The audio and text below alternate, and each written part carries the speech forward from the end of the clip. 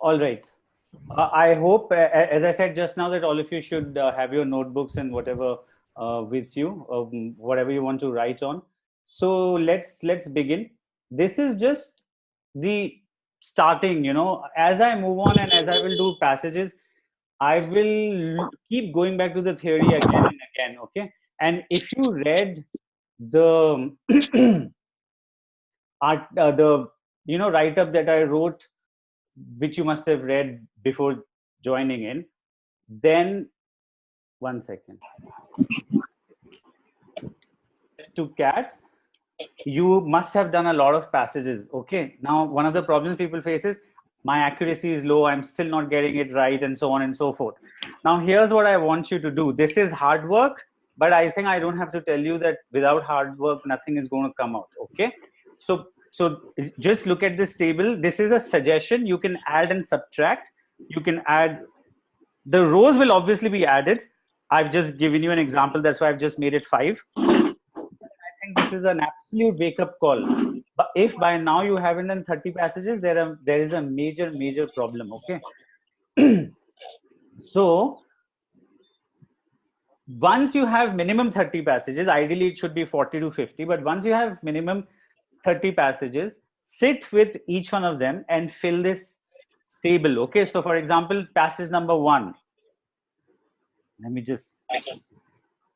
So for example, passage number 1, here, suppose I did a passage on bio. Okay.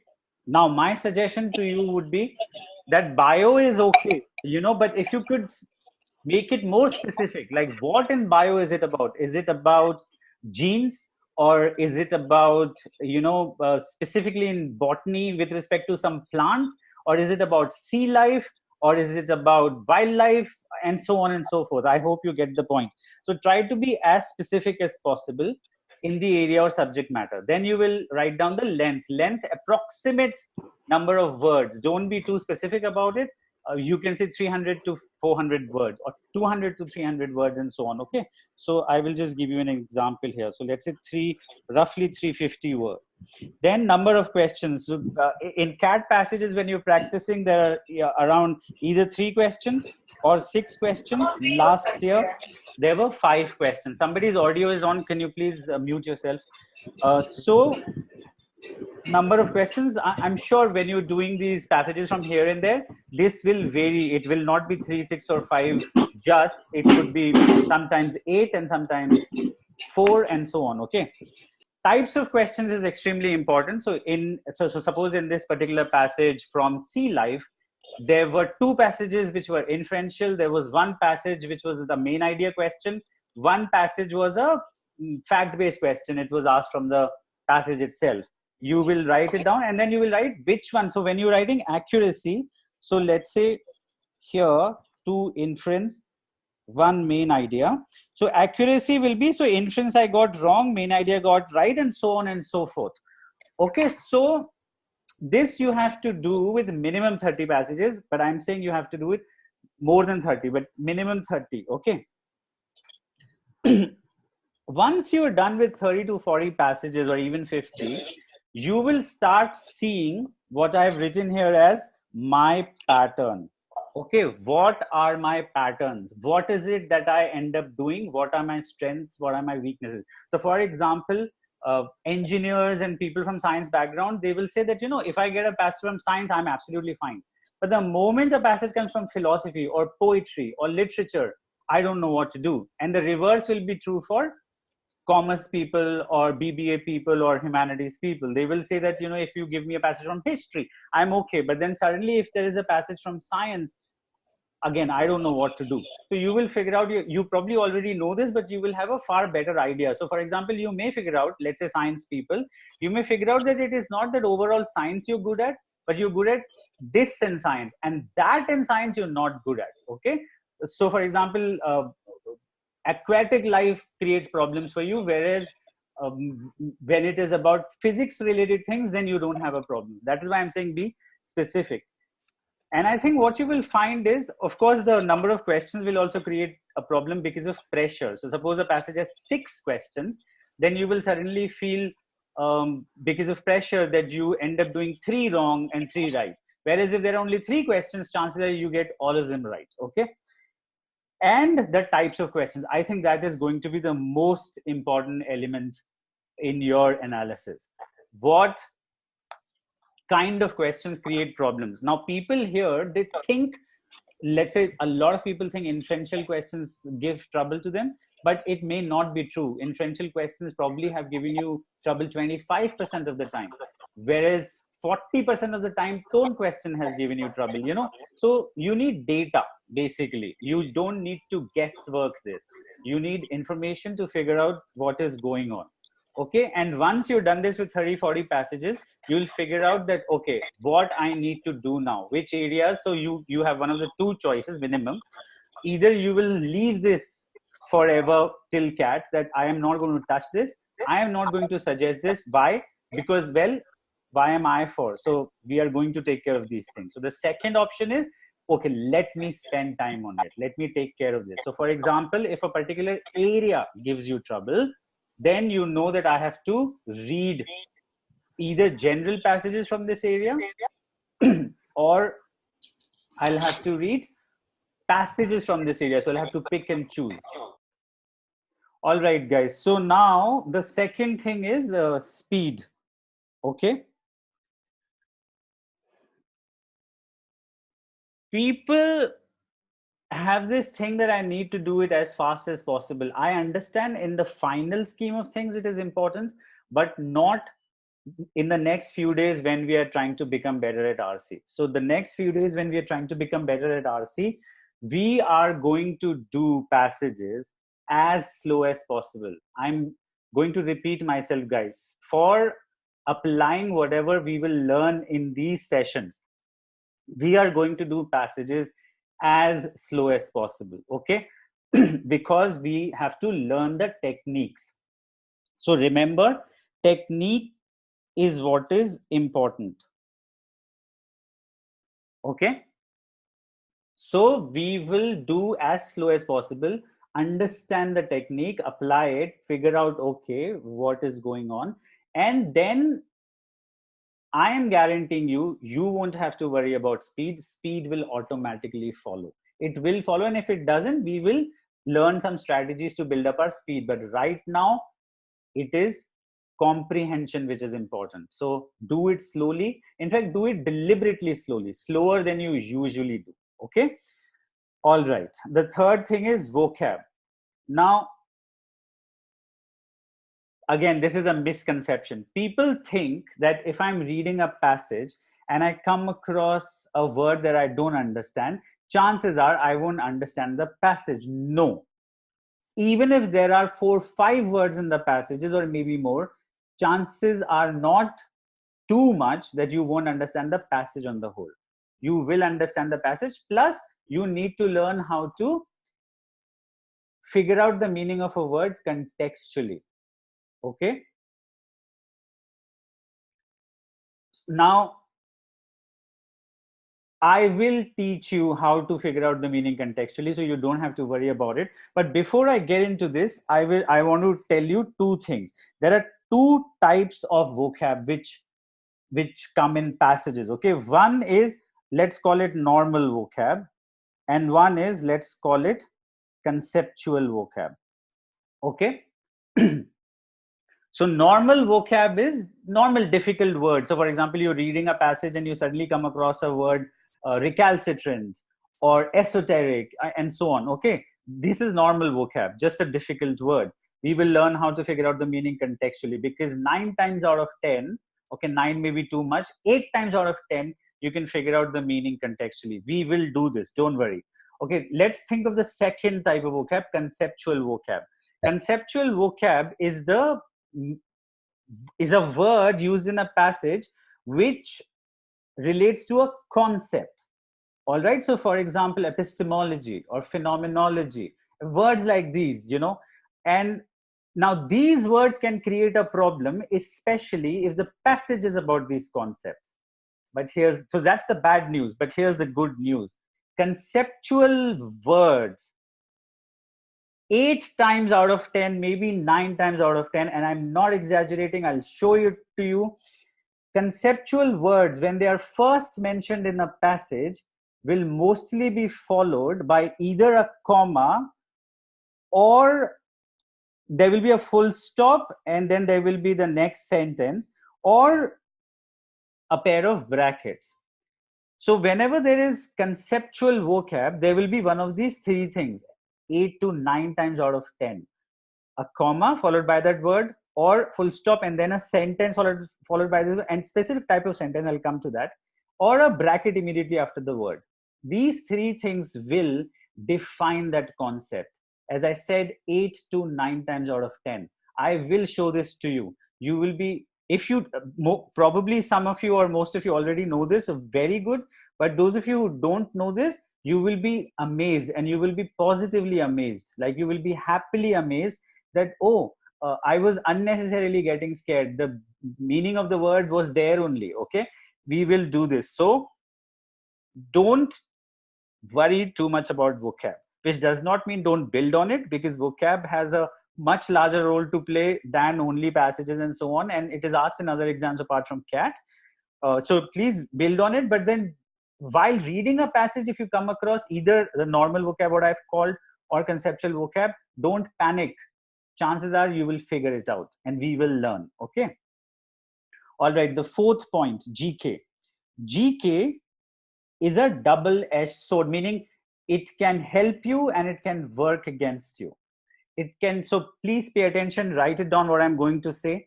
GK is going to be your best friend while reading the passage.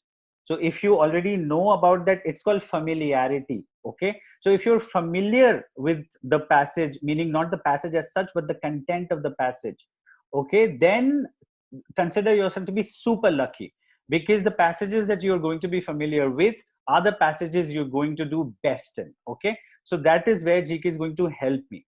Now, the other edge of the sword, GK is going to be my enemy while answering questions.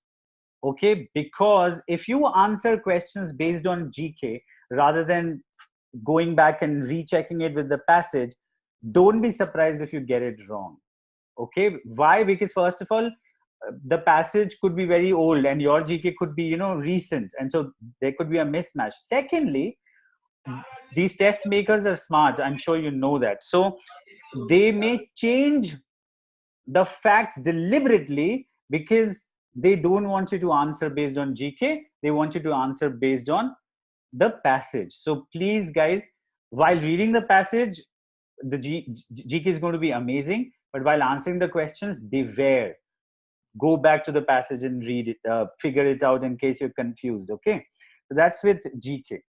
All right. Now this fifth point is one of the most commonly asked questions. Okay, so what basically students ask is, so should I read the passage first and then do the questions, or should I read the questions first and then do the passage, and so on? All right, so I'll tell you, there are at least 3 ways of going about it. Okay, one is the first one, which is you read the passage carefully, properly, and then you go to the questions and you start answering. This is the first technique. Second technique is you skim through the passage, maybe utilizing the preview techniques which are there in the video. We will discuss them here also. So you preview the passage and scan at what you think is important information. Now, how do you figure out important information when you haven't read the passage? Nothing, just the proper names of people, things, industries, figures, anything which strikes your attention. Just pay attention to that. Then you go to the questions, you start answering them, and keep going back to the passage to answer them. Because obviously, since you won't know everything, you'll have to go back. This is the second technique. The third technique is you first go through the questions, probably all of them, which will be a little cumbersome now. In paper-based, it was still easy because you could have looked at the questions straight away. But in a computer-based test, if they allow you to browse the questions, then you'll have to keep browsing and keep going to the next question and so on. So it is a little tricky in computer-based tests, but still it can be done. Okay, now here's you may not like the answer, but this is the true answer. You will have to figure it out.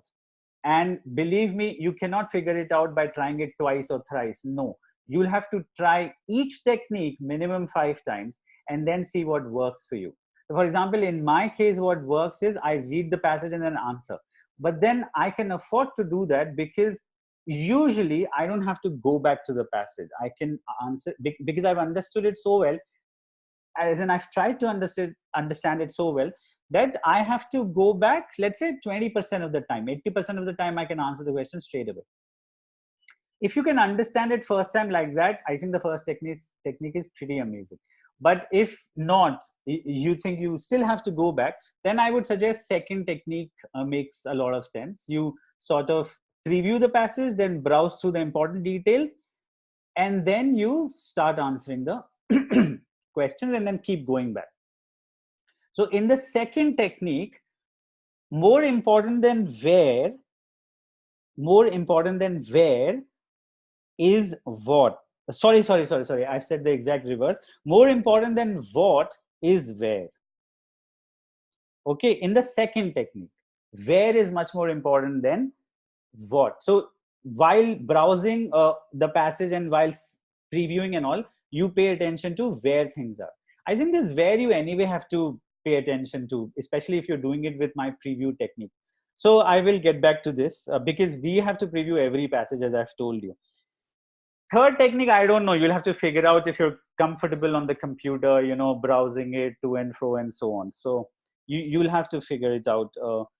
But you try figuring out each technique at least 5 times and then see what works for you. All right. Okay. Sixth is, I don't know if you're already aware of it, but I keep coming across it with my students a lot. And that is, they ask me in classroom that, I haven't understood this question. The answer choices are too close. Now, this is what I do the first thing when they tell me, the answer choices were too close and whatever. Why can't this be the answer? So I ask them first to explain the question to me using different words. So use simplified language and explain the question to me. Guess what? 60% of the time, 70% of the time, they have not understood the question. So your job is not over in trying your best to comprehend or understand the passage. You have to use the same energy and the same concentration to understand the questions. Because sometimes, so there could be one of the two problems with questions. One is you haven't understood. So there is a comprehension problem. So, you need to slow down and figure it out. The second problem is distraction. You just were thinking about doing it faster. You were busy thinking about, have I marked the previous question correctly? And so what you're doing is you're reading this question in a distracted or in a fast manner, and you end up messing it up. So for example, you've missed out on the word not. Now, not completely changes things, and if they haven't capitalized the word not, usually they do, thankfully, not, except, they capitalize these words. But suppose they haven't, or even if they have, you end up missing it. Okay, so pay attention to the questions, read them carefully. Okay, now these are just offhand the 6 things that have that are very, very important. Other things which are very important, as and when I remember while discussing passages and other things to you, I will keep referring back to the theory. But guys, I'm repeating myself, please watch the videos. Even if you have and you watch them long back, I don't know, rewatch them and so on, okay? Because I will refer to the theory, and it is not possible for me every time when I refer back to the theory, I elaborate on it. So sometimes I'll just refer back to it and I'll move ahead, okay? So for your benefit, please watch the videos, okay? All right, so before I begin, I will take 4-5 questions in case you have. You can type in. But before you ask questions, can you type in if you've understood everything that I've said, or is there some clarification you need in 1 or 2 points or whatever? Could you please just tell me if you've understood, then just say yes. And if there is a clarification needed, just type the clarification that you require.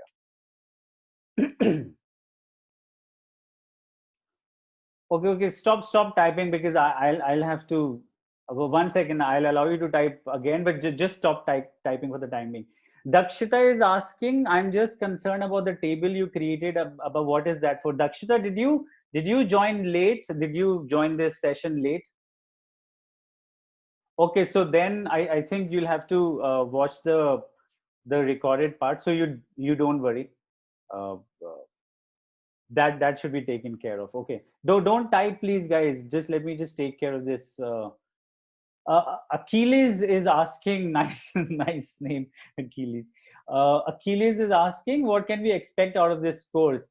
Uh, I have nicely written in that article, or whatever you want to call it, that write up. Uh, Please read it carefully, and I'll elaborate more. Basically, what you can expect out of this course is, in a nutshell, that having finished this course, your RC will be significantly better than yours. I don't think I can compare you with everybody, but I can more or less guarantee that your RC score will be significantly better than your RC score right now, unless you're a 99 percentile, in which case, what more can you improve? Okay. All right. So that's for Achilles. Yash, very good question, guys. Please pay attention. Yash has asked a nice question. Should we read articles or solve RCs for the next 50 days? Pay attention, guys. If we had more time, I would have not only asked you to read articles, but I would have asked you, in fact, forced you to read books, because they are the ones that make us good readers. Okay, knowledge wise, they are the ones that give us familiarity. Articles, passages don't give us familiarity, because they don't tell us the ins and outs of things. They don't tell us in depth what things are about. So I would have done that, but anyway, we are not left with that time. So now, okay, between articles, because it's short, and passages, what will I recommend? Without a doubt, I will recommend passages. Okay, why? Because passages have questions. If you read an article, and if you think this article means X, how do you know it is correct? Who tells you that you think it is about X and it is the right thing? There's nobody to tell you, which is why reading passages is better, because most of them have something called the main idea question. And once you do the main idea question, you will know whether you got it right or wrong. Based on that, you will figure out, oh, I understood it or I didn't understand it. But there is a problem here. And the problem is, if you do these passages from, I won't say all, but a lot of Indian uh, systems, meaning uh, passages made by us, quite often they won't be as amazing or as well thought of as GMAT, GRE passages. So my recommendation will be, for this specific question, not necessarily, for overall CAT practice, because there you should do from wherever. But for building up your idea of whether you are able to understand things correctly or not, I will suggest you do GMAT passages, because two things minimum. One, their questions and their answer choices are amazing. Okay, very detailed, very lengthy. More importantly, their explanations hardly leave room for doubt. Worst case scenario, you can ask your teacher or me or whatever, but chances are you will be satisfied on your own once you read their explanation. So once you do it from GMAT, and GMAT books, these are available all over the internet, you can figure them out. So you really don't have to buy them. So in a nutshell, that is my answer to Yash, and to everybody. I hope you've paid attention to that. Okay. Any, oh, please. Oh, okay. Table again. Okay, here it is. All right. Any newspaper? I don't know. I really, I mean, you can, I won't recommend Times of India. That's about it. But otherwise, like Indian Express, The Hindu, you can read these newspapers. But not necessarily to improve your RC. If you want to improve your RC, do what I just now told you about GMAT passages, okay? Vocabulary, we are not going to do it directly, but yes, through passages, we are going to do it. So I think it is going to help you.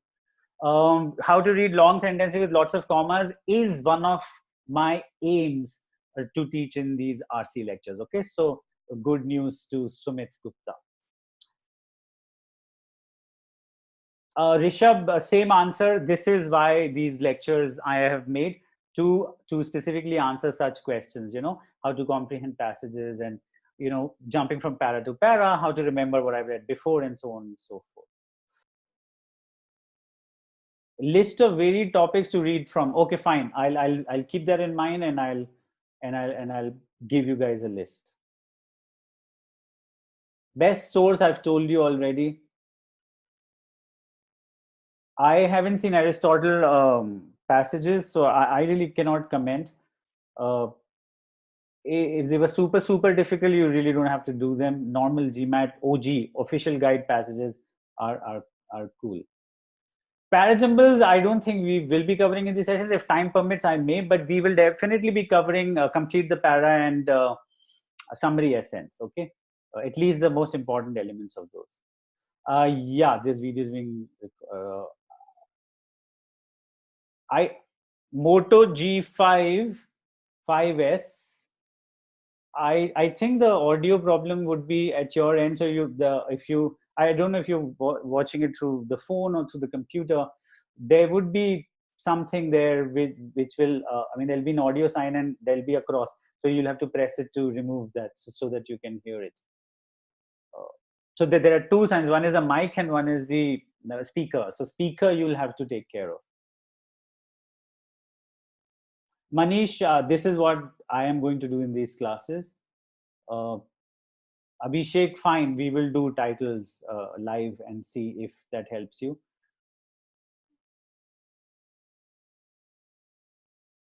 I think Rahul Jha, I think 1.5 hours, roughly speaking, that will be the. It won't be every day; it will be twice a week. I hope you read that write up that I wrote. Can we expect to have a structured way of solving after these sessions? Something that I have been struggling with. Fine. I think you need to elaborate, so you can send me a message or something to elaborate this. But yeah, broadly speaking, yes. The answer is yes. All right. So this was the passage that I gave you. So basically, there were two passages, this and this. Okay.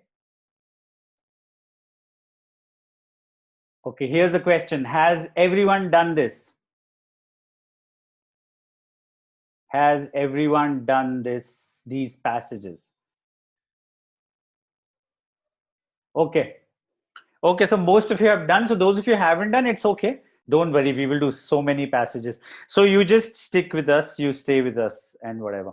And we will try to take care of this. Okay, Utkarsh, don't worry. Don't worry. We will do it. Okay, what is the level of these passages?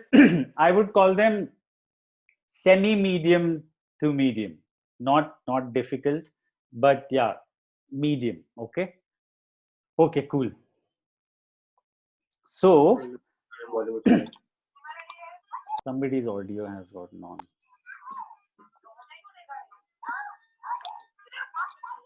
Somebody's TV is on.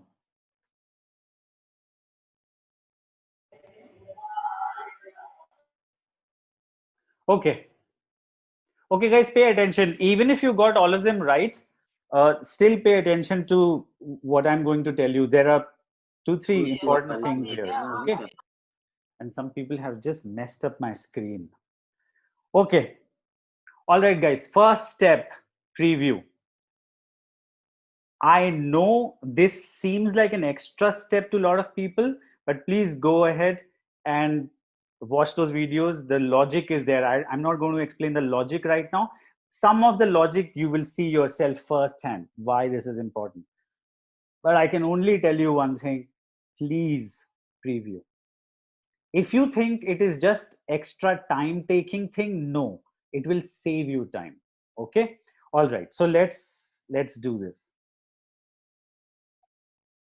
In analyzing the poetry, how to preview first and last of the first paragraph, first and last of the last paragraph. This is the second step. First step, first and last of first para. Second step, first and last of last para, first sentence and last sentence. Third step, first of remaining paragraphs. This is how you're supposed to preview. Remember, while previewing, keep in mind a couple of things. One, where things are. Okay, first para is about A, second para is about B, third para is about C, the passage is about X. All right, where things are. And secondly, can I make a whole sort of a broad picture of where this passage is going, or what kind of a passage is this going to be? Okay, so keep these things in mind. Neil, you don't have to leave. You can attend and still learn something. Don't worry, we will do many more passages later. Or you can leave if you want, because then you can watch the recording. So up to you guys, whoever have not done these passages, you can leave, watch the recording, or I really don't think too much trouble right now. Anyway, okay, so let's first and last of first, first and last of last, and first of remaining. This particular passage has 3 paragraphs, so which means we will end up reading 5 sentences. First and last of first, first and last of last, and first of the second paragraph. So let's do that. In analyzing the poetry of Mona Feather, we are confronted with 3 different yardsticks by which to measure her work. Suppose you don't know the meaning of the word confronted. Okay. Can you guess the meaning here? In analyzing the poetry of Mona Feather, we are dash with 3 different yardsticks by which to measure her work. So in analyzing her work, we replace it. We come across 3 different yardsticks by which to measure her work. Yeah, so that's a rough estimate of the meaning of the word. So damn cool, no problem at all. Okay, so, or you can say, yeah, someone has said phased with, but I hope, Shubham, you said phased with as a guess, not because you knew the meaning. Remember, I was trying to figure out the meaning contextually, not because I know it. So we are faced with, or we come across, or something like that. Okay, so we are confronted with 3 different yardsticks by which to measure work. All right. I told you 2-3 things you have to remember about prediction. Here's the most important thing. Remember about preview. Here's the most important thing. Can I make a prediction? Can I predict what kind of a passage this is going to be? And pay attention to what I'm going to say now. It is not important that your prediction turns out to be correct. That is not the point. Even if your prediction turns out to be wrong, to know that your prediction is wrong implies that you know what is right. So you have figured out, oh, so it is about X. I thought it was about Y. So which means you know it is about X. So amazing. So basically what prediction does is it makes you more alert. It makes you more distraction free. It brings your concentration to the passage, because you're trying to participate in the process. You're no more a spectator, you are a participant. Okay, so what can I predict with the help of this first sentence? That if you want to analyze the poet Mona Feather, then there are 3 different yardsticks with which to do that, which means the prediction. Okay, this passage is going to discuss these 3 things, most probably. It could be wrong, but this is our prediction. All right. Second, last sentence of the first para. Yet, guys, transition words and phrases are so important that it is not even funny. So when I said in the beginning of this lecture that you will have to slow down initially, read as slowly as possible, this is one of the reasons why you'll have to slow down. Whenever you come across a transition word or phrase, a word or phrase which changes things. Change does not necessarily mean opposite, like yet is opposite, but it could be moreover. It could be for instance, okay? It could be furthermore. Whatever those transition words or phrases are, and I will send you a list if you want. You should slow down the moment you come across a transition word or phrase, and you should ask yourself, okay, let me pay attention, because right now, for example, yet, okay, so it is going to oppose something. Now remember, since I'm previewing, I don't know what something it is going to oppose, but I still need to pay attention. Yet, to characterize her solely as a woman poet. Also, we know what came before. What came before was that probably somehow they are trying to say that Mona Feather was a good woman poet. Probably that is what happened before. Again, this is reverse prediction, like what happened earlier. So to characterize her solely as a woman poet is to deny her cultural heritage. For Mona Feather is also the first modern poet of stature who is also an American Indian. So I think we can guess at least one element of the three yardsticks that are talked about. One thing in those three yardsticks, I think, is going to be this culture. Because remember, it is coming after yet. And so saying yet, to characterize her solely as a woman poet, I think we can guess that the second yardstick is going to be the woman aspect of her. Okay, probably we are going to verify each one of these things. Remember, prediction means we are going to verify, which means we are attentive readers, which means we will understand more and more. Okay, whereas if you're just reading from first to last, I don't know, you're just going through it. You're not participating. So probably these two aspects are going to be woman poet and cultural heritage. So to characterize, so somebody or someone characterized her solely as a woman poet, and the author is saying, no, if you do that, you're denying her cultural heritage. And what is a cultural heritage? First modern poet of stature who is also an American Indian. Now, guys, American Indians, I hope you know, it's got nothing to do with us. American Indians are what used to be called Red Indians. Red Indians these days is a pejorative term. Pejorative meaning it is an insulting term. So they don't want to be called Red Indians. They basically want to be called Native Americans. Worst case scenario, American Indians. But Native Americans, I think, is what they prefer. Native because they are the actual natives of America, of US. Okay. So we are looking at those people, not us. We are not looking at NRIs, American Indians. These are the what used to be called Red Indians. Okay. So it seems Mona Feather is an American Indian or a Native American, and hence, if you just look at her as a woman poet, then you are denying her cultural heritage, which is that of an American Indian. So this is the first para. So I think we can roughly estimate what this passage is. This passage is going to talk about Mona Feather from three angles. Okay, the last para, first sentence. Yet again, it begins with a yet. Okay, so which means again it is going to counter something mentioned in the previous para. Yet for all the feminist touches, this feminist, again guys, it is almost a repetition of the woman part which we read in the first para, last sentence. Yet the feminist, for all the feminist touches in her writing, it would be a disservice to consign Feather to the ranks of politicized writers. For her message is deeper than that. So it would be a disservice to consign. So which means, so again it's saying, just like you shouldn't assign her only to the woman role, similarly you shouldn't assign her only to the political role. So she wasn't just a political poet. Okay, so probably this is the third thing, but we'll have to figure it out. For her message is deeper than that. So her message is deeper than political. It is larger than political. Okay. Okay, the last sentence of this paragraph is very long, so we will just read some part of it after the semicolon. She writes of the American Indians of the 1930s confined to ever-shrinking reservations. Now, guys, this is a long sentence, okay? So this is the first. I will do it deeper in later classes because today a lot of time was spent in the theory part. So I will do it sooner today, but then don't worry, we will do it in a much more detailed manner later on. So this is a long sentence, so let's try to understand. She writes of the American Indians of the 1930s, break it down, try to understand this part. So basically Mona Feather writes of the American Indians of the 1930s. Okay, keep it aside, next part. Confined to ever-shrinking reservations. So who are confined to ever-shrinking reservations?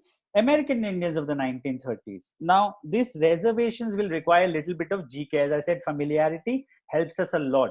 what happened in the US is that since originally American Indians were Americans, but when these Europeans and everyone went there, and they killed a lot of Native Americans and all that.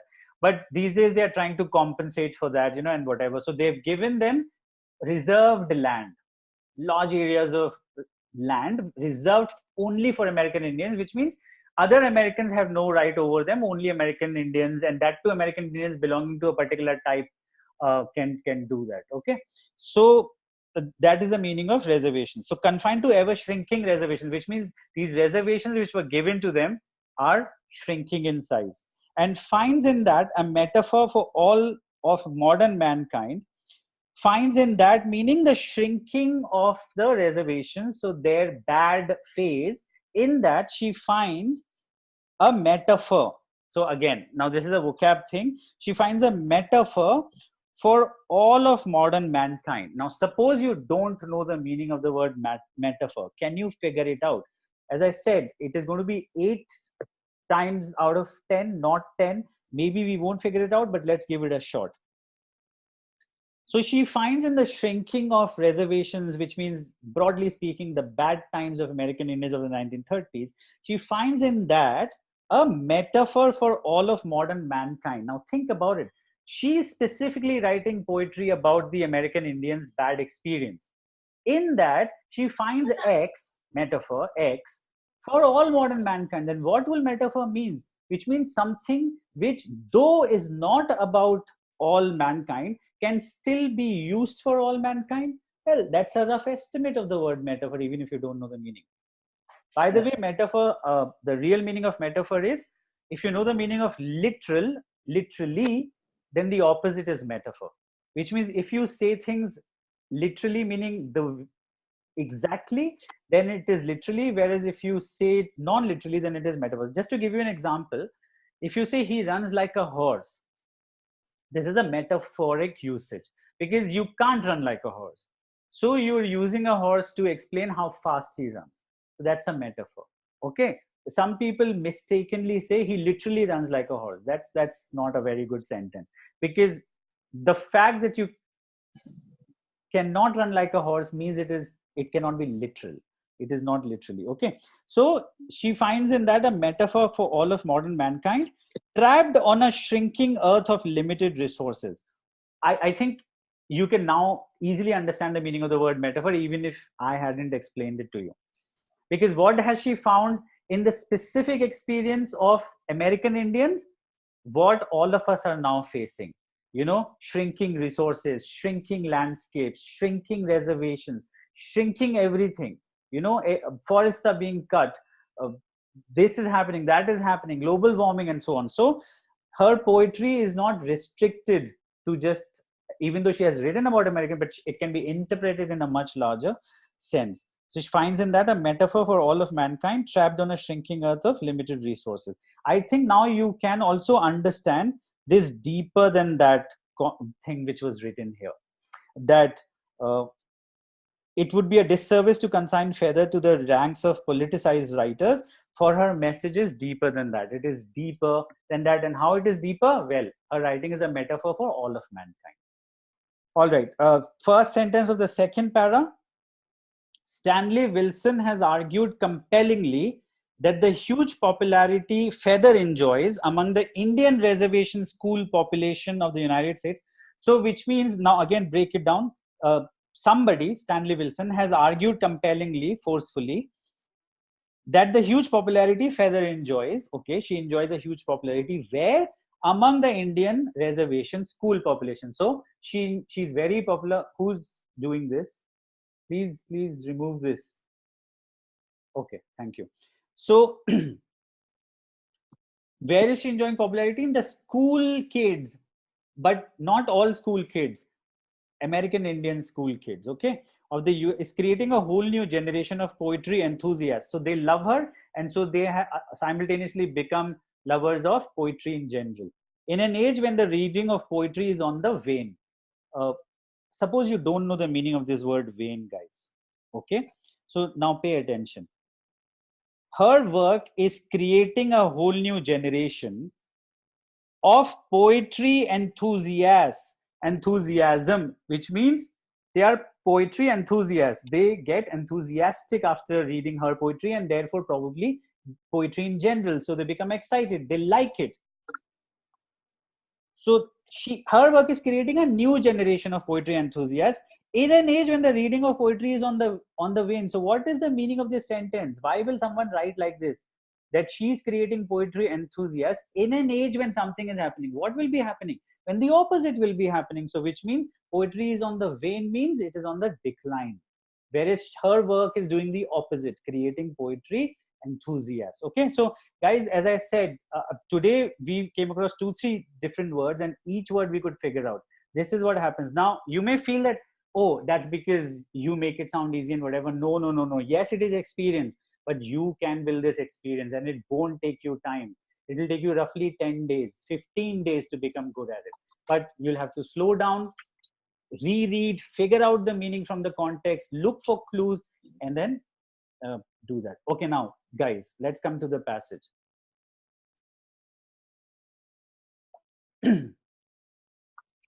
I will try to answer your question, Rohit, but first let me just finish this. Okay, so we have previewed the passage.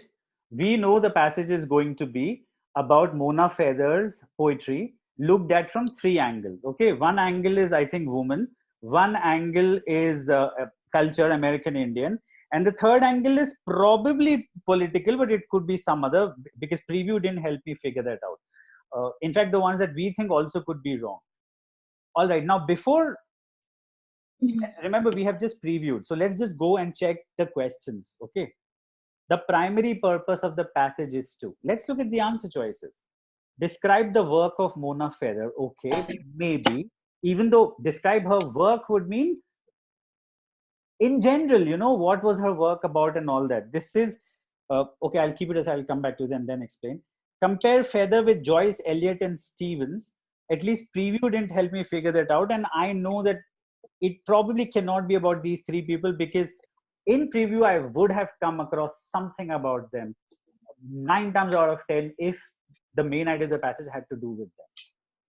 Third, show Feather's root in her Native American heritage. This is true, but is this what the passage is primarily, what the passage's primary purpose is? Just her cultural heritage. I mean, just the last paragraph will tell us that this answer choice cannot be correct, because the last paragraph is telling us that there is more to her. There is a deeper thing. She speaks to all of mankind. Her work is a metaphor. So I think we can eliminate C. Okay, same with B. D, argue that Mona Feather's work can be looked at in several different ways. This makes sense because of the 3 yardsticks, and we know that those yardsticks are being talked about. Second para spoke about this one person who has spoken about her with respect to the American Indian aspect, and then last para is saying that it is deeper and so on. So between A and D, now pay attention. If you watch the theory videos, then you will immediately understand. A is what is known as a broad answer choice. What is a broad answer choice? That seems to be correct. So why do I think a broad answer choice to be correct? Because at the end of the day, the passage is from there or about it. But that is not a very good answer, because what in that thing is the passage talking about? So just to give you an example, the passage could be about India's economic growth in the past 10 years. Yes. But then it is about specifically cars. Then you can't say that, oh, it is about cars, but it is about India's economic growth. No, yes, it is, but it is looking at that growth from the point of view of cars. So that is my answer, so that is the difference. You want more information, as I said, you'll have to watch those videos. So this is a broad answer choice, and answer choice C is a narrow answer choice.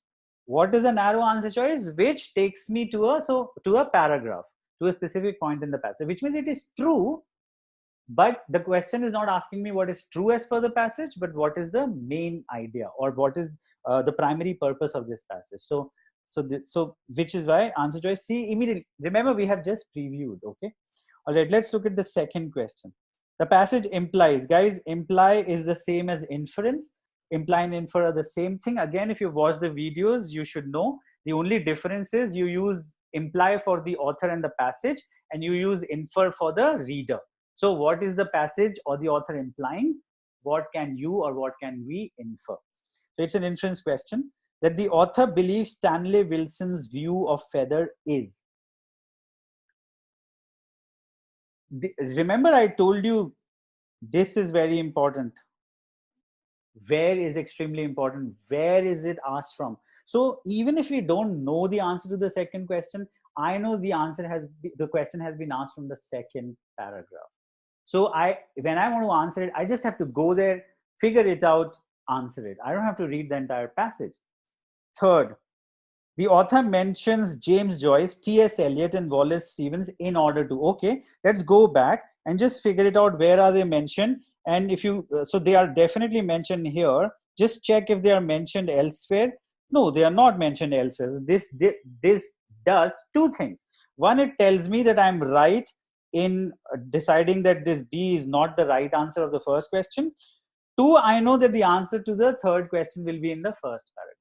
And you just have to go there and figure it out, and you will be able to figure it out very, very easily. Okay, so do you want me to elaborate? Yes, Rohit, is too general.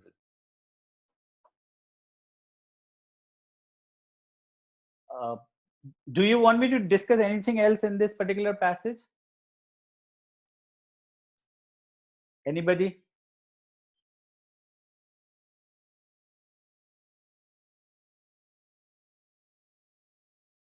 Is everybody okay? Elaborate question 2, meaning explain the question. Okay, the passage implies that the author believes Stanley Wilson's view of feather is. Okay, so let's try to understand this question first. I'll give you 10 seconds and you think, what do you think this question means? And then you verify it when I will explain it. So 10 seconds, think, what do you think the meaning of this question is?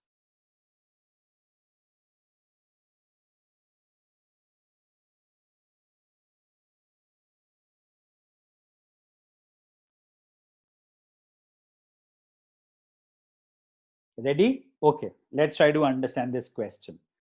The passage implies that the author, which means the question is asking me an inference question about the author. So remember, the answer won't be directly stated in the passage, first of all. It will have to be figured out, it will have to be derived.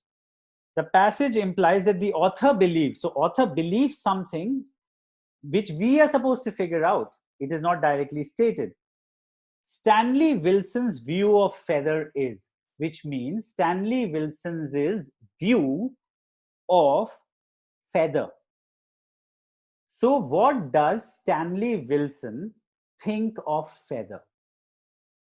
Or so either the question will be direct in the sense that what does the Stanley Wilson think, or the question will be in terms of the tone, meaning the attitude. What is Stanley Wilson's attitude? So you just look at the answer choices and you'll figure out if the question is about content or about attitude, meaning is it going to be about specifically what he thinks or about what he thinks of her, so a compelling and complete assessment of her work, focus too much on her status. Okay, so this question is relates to his attitude towards her. What does he think? And remember something very important here. The author believes Stanley Wilson's view. Now, this is very crucial because we are supposed to pay attention to Stanley, yes, but we are supposed to pay more attention to, after mentioning Stanley's whatever, what does the author say? And so that will tell us what author thinks of Stanley, not Stanley's, but author's perception of Stanley's view. Okay, so keep that in mind. So let's go to that paragraph and fast read it. Stanley Wilson has argued compellingly that the huge popularity in this sentence we've already read. According to Stanley, she's creating a whole new generation of poetry lovers. Now let's read the second sentence onward. While this is undoubtedly the moment I read while, the moment I read a word like while, immediately after an author's mention of another person or another thing or a book or a theory, the moment after this I come across a word like while, yet, however, I know that the author disagrees with some or all parts of the previously mentioned thing. So whenever I come across a sentence which begins with while, I know this sentence is going to have two parts. And these two parts are going to contradict each other. Otherwise, I cannot use a word like while. So I'll say while A, and then the second part will counter A. So let's pay attention. While this is undoubtedly true, now this is like a nice, polite way of arguing against somebody.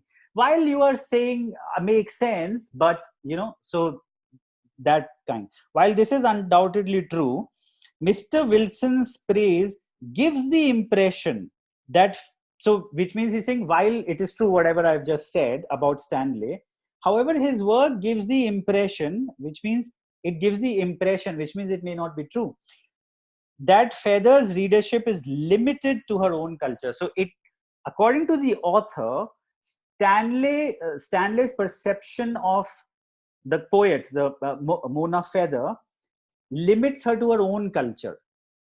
Whereas we know from the last paragraph that the author thinks her relevance is broader than only her culture or only politics or only women.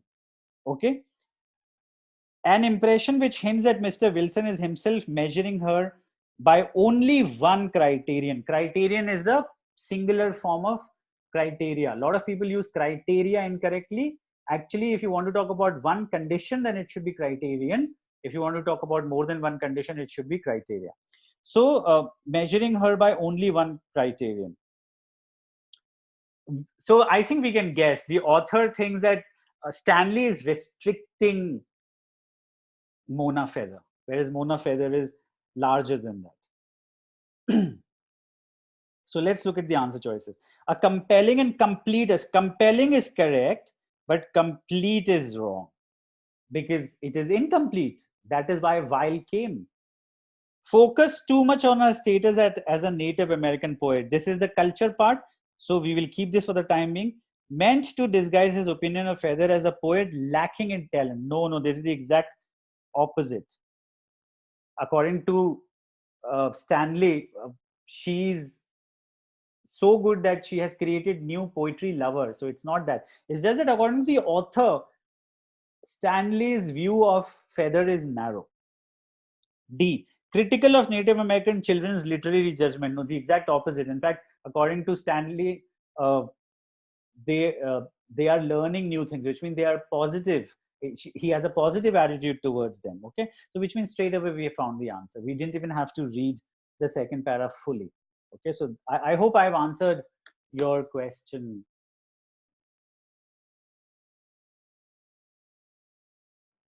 Okay, somebody asked me about what kind of a tone it is. So could anyone tell me what tone would this passage be? Okay.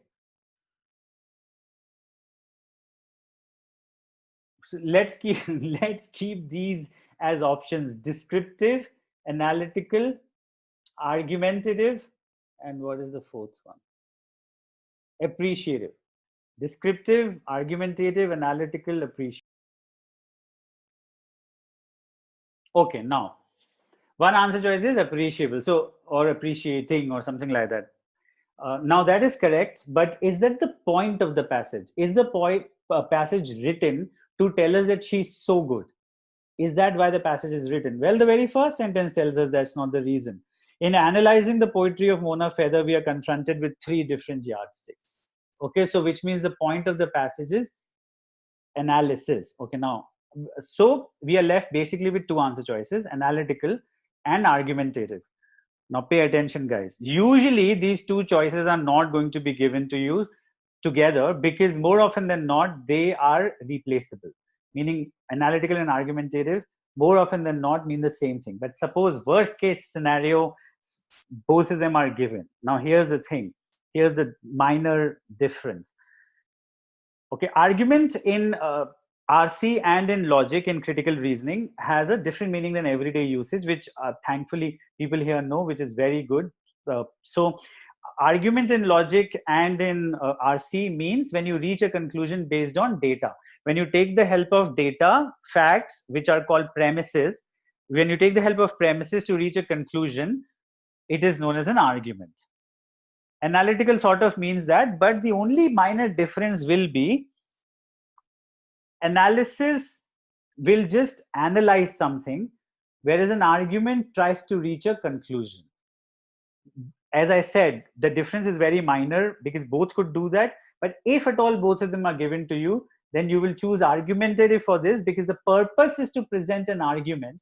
And the argument is that her work is larger than just this or just this or just this. So even though her work is, and remember, he's saying 3 different yardsticks, which means the author is saying, it could be a she also, I'm sorry.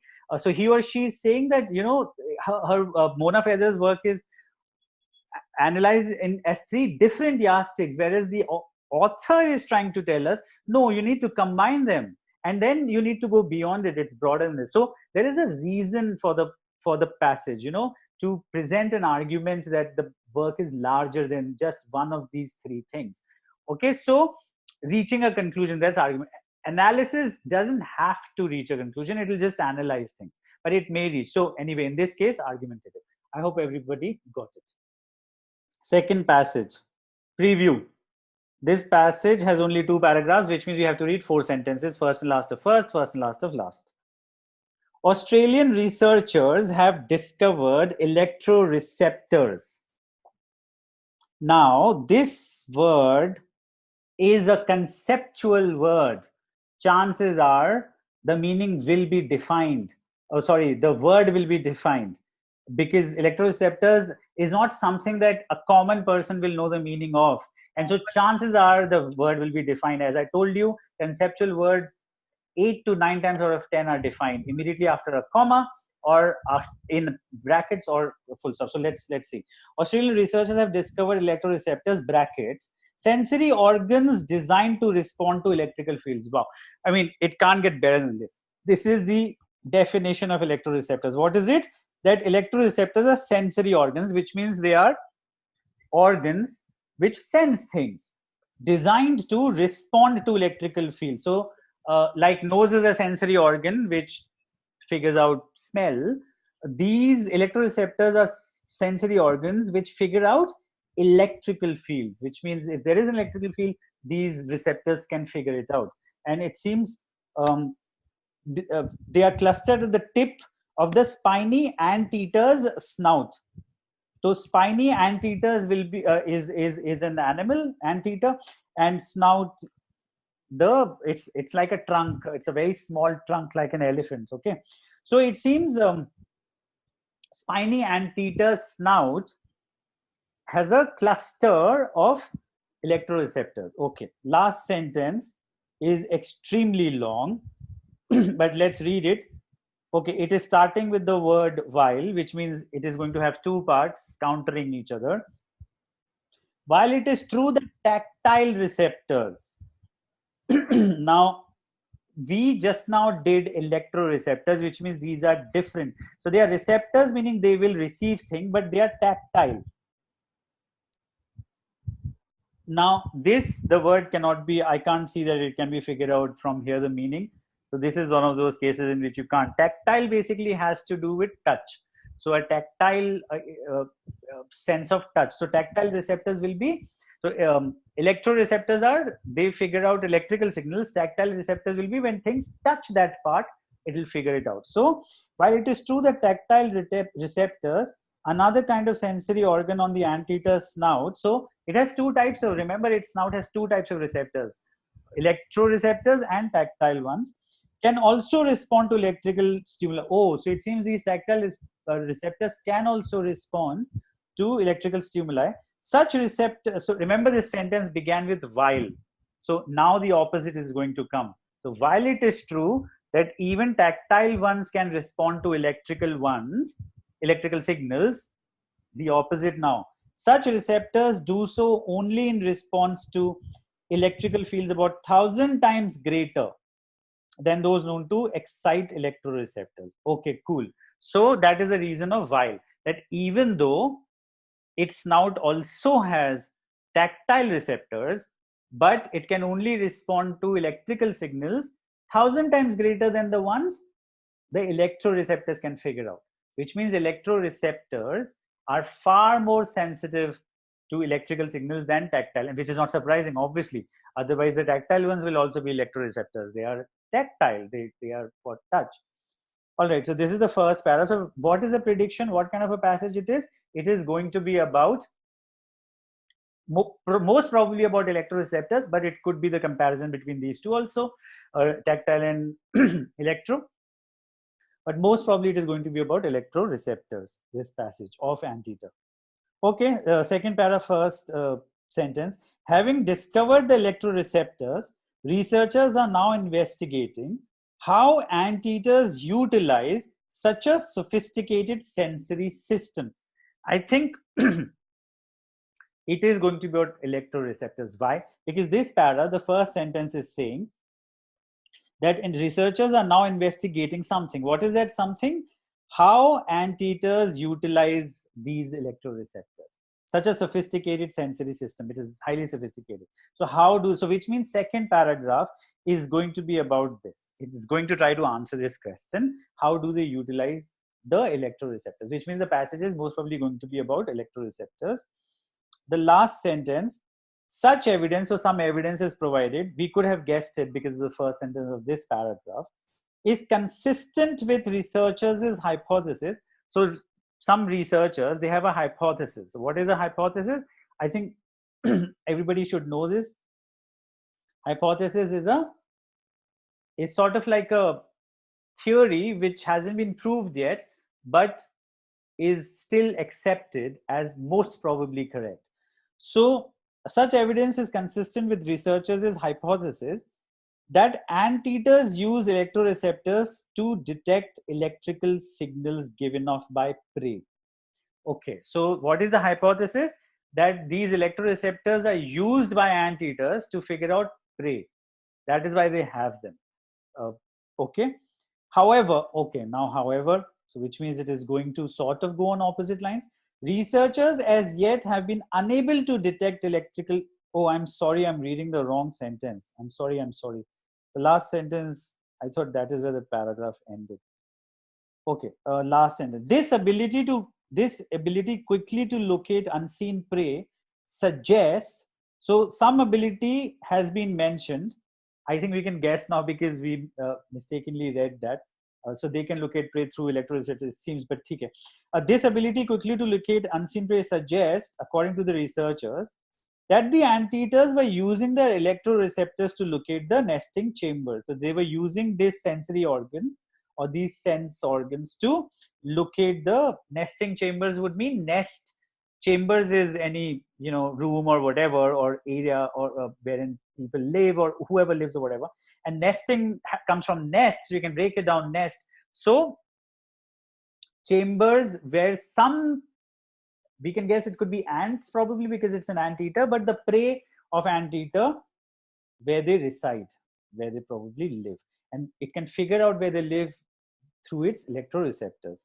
Okay, so we have previewed the passage. We know roughly what the passage is about, and now let's look at the questions. Just have a rough look. According to the passage, which of the following is a characteristic? Which of the following is a characteristic, meaning which one of the following is a characteristic that distinguishes electroreceptors from tactile receptors? What is that special thing, characteristic, that differentiates electroreceptors from tactile receptors? Our preview tells us that the only place tactile receptors have been mentioned is in the first paragraph towards the end. But if you want to verify that, go back. Very with very high speed, try to see if you can see tactile receptors anywhere else. And you will find that no, they aren't there, which means the answer is only in one location. So you can straight away find the answer there. But let's try to guess. The manner in which electroreceptors respond to electrical stimuli. But both of them respond to stimuli. The tendency of electroreceptors to be found in clusters, but both are there on the snout, and so both will be in clusters most probably. And anyway, this is not how their difference is mentioned. We know their difference was mentioned with respect to the intensity of the signal. The unusual locations in which electroreceptors are found in most species, no other species is talked about. The amount of electrical stimulation required to excite electro. Yes, the amount is far less than tactile, and that is the difference. So without reading, we have found the answer. Which of the following can be inferred about the experiment described in the first para? Now this can't go easier, in the sense it is telling us where the question has been asked from. Sixth is saying the author of the passage most probably discusses the function of tactile receptors in order to. Again, it has been asked from the same place. Let's read. Eliminate and alternative, I think it should be an. Eliminate an alternative explanation of anteater's response to electrical stimuli. This makes sense because remember, it started with while even tactile can figure out electrical signals, they can only do 1,000 times stronger signals than electroreceptors. So eliminate an alternative explanation of anteater's response to electrical stimuli. It makes sense because if it is very weak and the anteater can figure out, then it seems it is electroreceptors rather than tactile. But anyway, let's check. Highlight a type of sensory organ that has a function identical to that of electroreceptors. Now, this is a very tricky answer choice. A lot of you will think this is the right answer. But remember, they aren't telling us that their function is the same, that the function of tactile receptors and electroreceptors is exactly the same. We are only told about electroreceptors, and their function is to figure out prey and maybe their nesting sites. We aren't told anything about tactile receptors. Is objective. Why do they exist? But I can understand this is an answer that a lot of you would have marked. Point out a serious complication in the research on electroreceptors in anteaters. No such thing, at least not in that paragraph. Introduce a factor that was not addressed in the research on electroreceptors in anteaters. What wasn't addressed? Nothing like that is mentioned that wasn't addressed. Now, again, remember, I usually recommend that you read the passage and answer the question. So I have only previewed. So I could turn out to be wrong, but based on preview, no. This is the best answer is answer choice A. Seventh, which of the following can be inferred about anteaters from the behavioral experiment mentioned in the second paragraph? Again, second paragraph, you just have to go there and figure out. The passage, eighth question, the passage suggests that the researchers mentioned in the second paragraph, which of the following, if true, would most strengthen the hypothesis mentioned in the last paragraph? Now, this is like a critical reasoning question. You know, in critical reasoning, strengthen the argument, weakening the argument is given. However, in CAT also, in RC, these questions are being asked. At least in the past 2 years, I've seen they ask you strengthen or weaken. Okay, so this is a CR question. So what are we supposed to strengthen? The hypothesis mentioned in the last para. And we read the hypothesis mistakenly, that they use electroreceptors to detect electrical signals given off by prey. So that is their hypothesis, and we have to strengthen it. Okay, so we just have to go there and answer it. So I don't see too much of a problem here. Do you want me to? Okay, somebody's asking me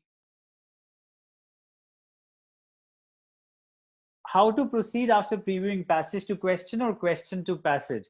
As I said in the beginning of this class, you will have to figure it out on your own what works best for you. But as I was showing you right now, in short passages at least, just previewing, going to the questions and then going to the passage to verify makes a lot of sense. So you can give it a shot. But remember, like I was doing right now, I was answering without always going back. Sometimes I did, but mostly I didn't. Don't do like that. Go back, verify, and mark it, because you've anyway saved time in reading. You've just previewed, okay? So you can do that. Question 5, explanation. Okay.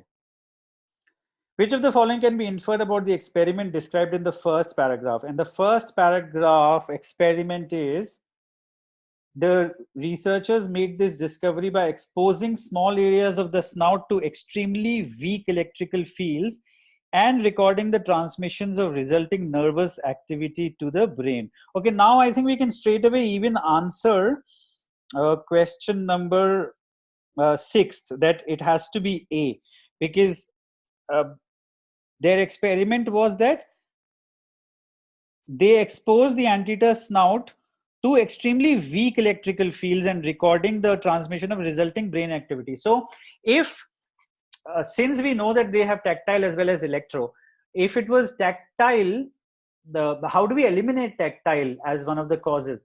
Because we know that tactile can only understand, or rather relate to, very strong signals, whereas they sent weak signals. So we can straight away eliminate tactile and go to electroreceptors as the cause of this. So that's their that's the experiment. So which means we found the answer to the 6th one is A. And 5th one, which of the following can be inferred about the experiment described in the first paragraph? Researchers had difficulty verifying the existence of electroreceptors in the anteater because electroreceptors respond to such a narrow range of electrical field strengths. What narrow range has been told to us? Where is the narrow range? Ask yourself. Try to figure it out. B. Researchers found that the level of nervous activity in the anteater's brain increased dramatically as the strength of the electrical stimulus was increased. Okay, where did it increase dramatically? Where in the passage? And when was the strength of the electrical stimulus increased? Can you tell me from the passage? From where we read the first para part of it, where was the electrical stimulus increased? Figure it out. Don't expect me to do the full work for you. Researchers found that some areas of the anteater's snout were not sensitive to a weak electrical stimulus. Researchers found that some areas of the anteater's snout were not sensitive to a weak electrical stimulus. Okay. Can we, guys, remember this is an inference question. So the answer will not be there. Can we infer this, that they were not sensitive to a weak, some areas? Okay. First, let's read D also, and then we'll figure out. Researchers found that the anteater's tactile receptors were more easily excited by a strong electrical stimulus than were the electroreceptors. We know that tactile receptors require very high levels for them to figure it out, but that does not mean that they are more easily excited than electro. If electroreceptors are sensitive to even small amounts, then don't you think in large amounts they will be more sensitive? So this is almost the opposite. So I think elimination sort of tells us that C is the answer, but let's have a look at C again and try to go back and try to understand. Researchers found that some areas of the anteater's snout were not sensitive to a weak electrical stimulus. Okay, let's go back. The researchers made this discovery. What was the discovery? That anteaters have electroreceptors clustered. I think here is the clue. Clustered at the tip of the spiny anteater snout. So if this is the snout of an anteater, then the electroreceptors are clustered, which means they are here, or they are here, or they are here. They are not all over. They are clustered. They are in a cluster. They are in a group. Okay. So clustered at the tip of the spiny anteaters, and that too at the tip. So which means here, somewhere here, and that too they are clustered. So if this is the entire snout, they're only here. Okay. Something like that. Now let's go back. I think we found the answer. Researchers found that some areas of antitussive snout were not sensitive to the VX. Yeah, absolutely. First of all, the areas of the snout which have tactile receptors will not be sensitive to weak. Plus, other areas which have neither tactile nor electro, those areas also will not be sensitive. But even if that is too much for you to sort of figure out, we know that the clusters of tactile receptors will not respond to that. I hope I've answered that.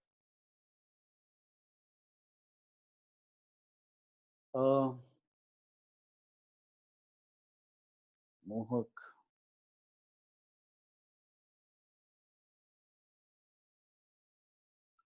Mohawk, I explained why not D, because